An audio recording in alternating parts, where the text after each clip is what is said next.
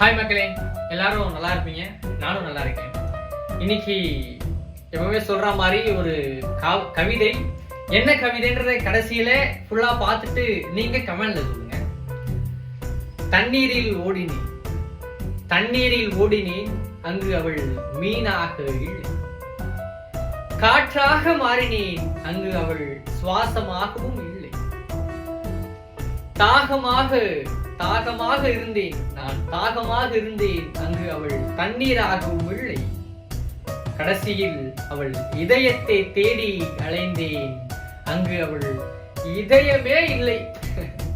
நிச்சயமா சில பேருக்கு புரியும், சில பேருக்கு புரியாது. புரிஞ்சவங்களுக்கு அனுப்புங்க, புரியாதவங்க புரிஞ்சவங்களுக்கு அனுப்பி தெரிஞ்சுக்கோங்க.